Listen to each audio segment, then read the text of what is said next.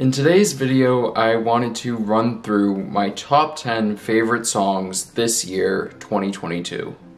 Spotify Wrapped is coming up in a few weeks, and before I find out what my top songs were on Spotify, I wanted to talk about what my top 10 songs were overall. Just my personal opinion, top 10 favorite songs. Not necessarily the songs that I listen to the most, but my top 10 favorite songs this year.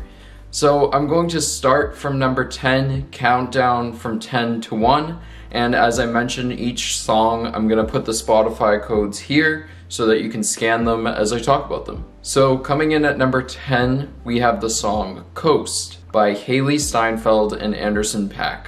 So the song Coast is a bubblegum pop song, but I would venture to say it's a bubblegum pop beach song. There are songs that are in the category or genre of beach rock, and you've got like Island in the Sun and music by the Growlers, but then you've got this weird subset of pop music that is bubblegum pop beach music or summer music. There are definitely a number of songs that come to mind. Some of them are Summer by Calvin Harris, Feel So Close by Calvin Harris, I Like It by Cardi B. They're just songs that seem to really fit the mood of the summer. And I haven't heard a song in years that sounded like it was tailored to the summer in that specific category of music until I heard the song Coast. It came out in I think August, and it was a little late in the summer, but I think everyone needed to hear that song. I mean, we've had a rough couple of years, and hearing that song, I could not put it down. I was listening to it nonstop for like 4 days straight.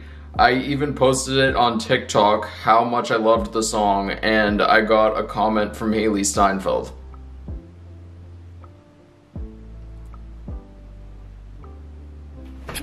She really killed it on that song. Paak did an amazing feature. So we have a really strong summer song coming in at number 10. The only other thing I'll mention about it is that I looked at the songwriting credits, and Mickey Echo is one of the people credited, and he is one of my favorite artists. So just the three of them and whoever else worked on it made an amazing track. Very upbeat, positive, and just gets you in a nice summer mood. Number 9, we've got the song Bad Habit by Lacy. Bad Habit went viral on TikTok. It is a song that traveled very far this year. It has a very radio-friendly quality to it. The production is very strong on it, and Lacy's voice was kind of reminiscent of the Jackson 5 to me. Michael Jackson, when he was in the Jackson 5, had this very specific tone where it was when he belted, and Lacy kind of has a similar tone to that when he sings in the song. Like, it's a very similar style, so maybe he was influenced by it, I don't know. And Lacy is brilliant in his production. He did a TED Talk on how he produced his song Dark Red, I think, on his iPod Touch. So it just goes to show that you really don't need the fanciest equipment to make a song and have it travel far. I mean, now that he's further along in his career, he probably used professional equipment, but some of his first songs and most popular songs were made using an iPod Touch. That's all you need. Coming in at number 8, we've got the song Mastermind by Taylor Swift. Taylor Swift's Midnights is one of my favorite albums of the year, and to pick one of the songs off of that album for this list, I chose Mastermind. Mastermind is, in a sense, a very autobiographical song. She doesn't shy away from being self-deprecating throughout this entire album, but specifically this song, it really resonates with everyone, and it's kind of emotional where it hits this peak towards the end, and she gets really raw and says, I'm only cryptic and Machiavellian because I care. She screams that towards the end, and it's almost like a cry. It's a really moving song. One of my favorite aspects of the song is the production. There's this very magnetic bass. It's very resonant, and it's like ear candy. The beat is phenomenal. Allegedly, she sampled a Lorde song for this. I didn't see the resemblance personally, but I think this song is very strong. I think it is, in a sense, an autobiography of Taylor, and it's not necessarily a flattering one. It's great. And she did a spin at the end of the song where the person that she's trying to orchestrate this grand thing to make him fall in love with her, at the end he's also a mastermind. Next, number 7 is 1,000 Miles by the Kid Laroi. The Kid Laroi is one of my favorite rappers slash hip hop artists, and this song, when I heard it, I could not put it down. Which is kind of a common theme with all of these songs. They are very repeat friendly, but specifically this song, 1,000 Miles. It reminds me for some odd reason of the VMAs in the 2000s. It is a very catchy song. That song, couldn't put it down. It's kind of sad, but I tend to like sad songs, and I like that it's sad and upbeat, so you don't necessarily like realize what he's talking about at first until you sit and listen to the lyrics. And it actually is my most played song of all time on Spotify. That's how much I like it. So definitely check it out. I think the Kid Laroi is almost like the male equivalent of Miley Cyrus. He kind of has something in his voice that makes it kind of genre friendly or genre fluid, where he can go from like a pop to a hip hop to a rap to whatever he wants to. This song is really one of his strongest songs to date. Next up, at number 6, is the song Acid Eyes by Paolo Nutini. This song is very strong. It reminds me of 2007 Kings of Leon. I mean, it does stand on its own, but if I had to kind of put it in a similar category or make a radio station for it, I would put those two types of songs together. Soft rock, like we haven't had that in a while. I think a lot of music has kind of started to become formatted for TikTok, and this song doesn't feel like that. So this song really does feel like a classic soft rock song. And Paolo Nutini is a phenomenal artist and phenomenal performer. His album Last Night in the Bittersweet is his first album in 8 years, and it really shows that he kind of marinated on this album for 8 years, because it is a masterpiece of an album. Next, at number 5, is the song Caramel Beach by Vivii. I do not know any other songs by this artist. It is a random song I found while I was scrolling on Spotify in the middle of the night. It's a very nice song. It has almost like a Harry Styles psychedelic rock type of sound. I love it. It sounds kind of retro, but it still sounds at the same time very modern. I like the chorus too in that song.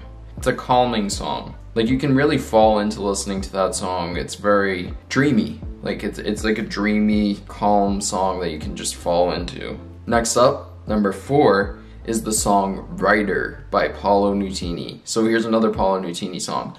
This song, what was that? What was that? I was just trying to figure out what I was going to say, and I was like, In a similar way to Mastermind, this song is kind of autobiographical, but this song's about a relationship, which also I guess Mastermind is too.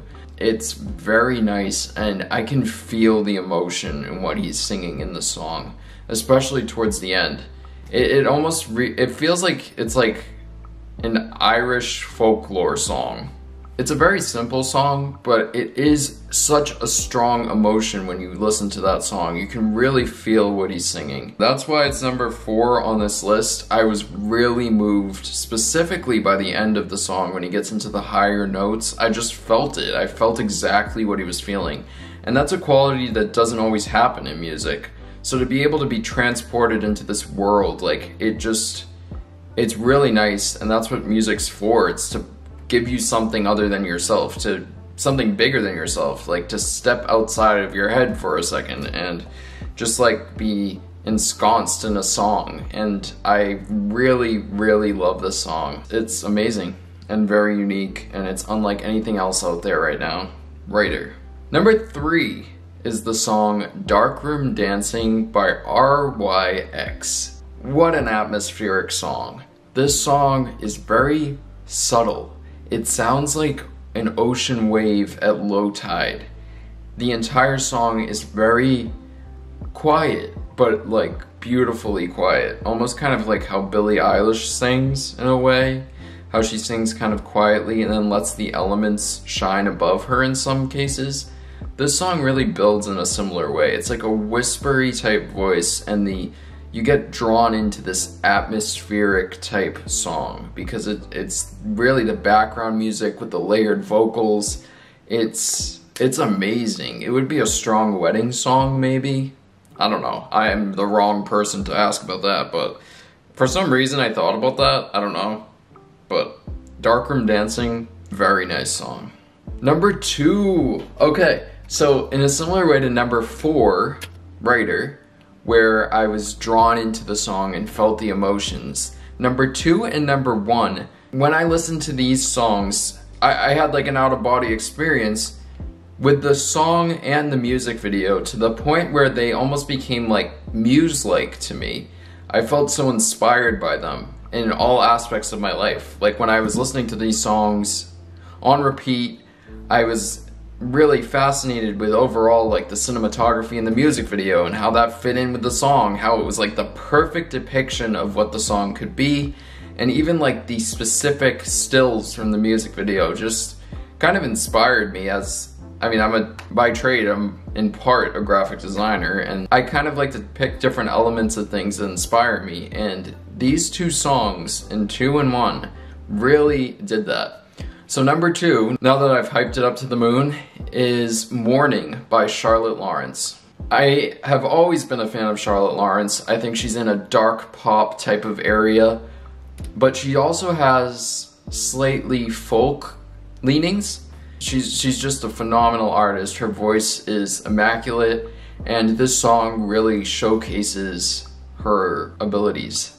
Just the overall progression from the beginning to the chorus to the bridge at the end, where it has kind of like a Phoebe Bridgers type build, where it's almost like it gets to this like rock angsty feeling. It's amazing, and the music video is very well done.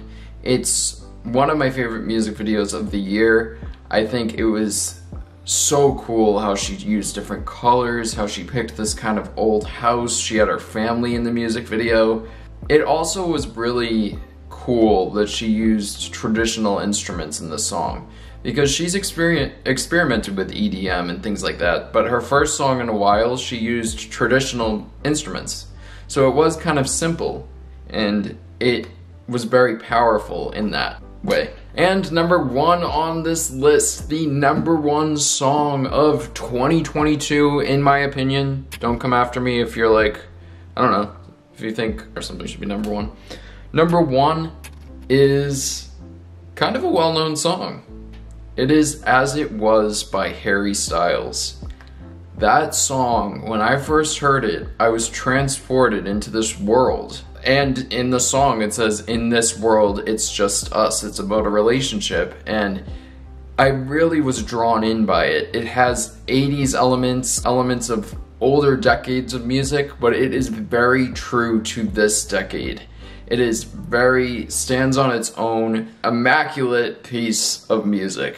The music video too was so well done. It had so many different layers to it. The idea of this relationship going around and around and around each time, and the different colors again, very strong. The idea of kind of a grown-up playground was interesting, because this song is about how, I mean, in theory, it's about Harry Styles' relationship with Olivia Wilde and how the kids are kind of making the relationship something different. Like when it started out, it was just them, and then introducing the kids into the mix, it was like overwhelming for him. I think, I haven't like looked into the media's depiction of it, but that's what I took away from it. And I thought it was really well done how they used these different playground elements, and it's kind of like showing the world that he was in, where it's like someone's coming into this world, and there were like little slides, like he stood in kind of an empty swimming pool type thing, but it had a very specific aesthetic to it, and it was a beautiful song overall. And for number 1 and number 2, I would say that they really inspired me. Just on so many levels, like the sound overall, the design, the cinematography, the album cover, like, and how everything just fits in together. I probably sound like a maniac, but those 2 songs, they're my number 1 and number 2 because they really did moved me to the point of inspiration. So yeah, those are my top 10. We'll see if it holds true when Spotify Wrapped comes out in a few weeks, and we'll see what happens. So thank you guys for watching this video. If you liked it, please give it a thumbs up. If you want to see more videos like this, comment down below. Comment down below some of your favorite songs of 2022. I'm always looking for new music. And if you want to follow me on Spotify, you can scan this code. It'll be in my description as well. And I have a New Music Friday Top 5 playlist that I update every week on Spotify. And you can scan that here to tune into that. Alright, thanks for watching. See you guys soon. Bye.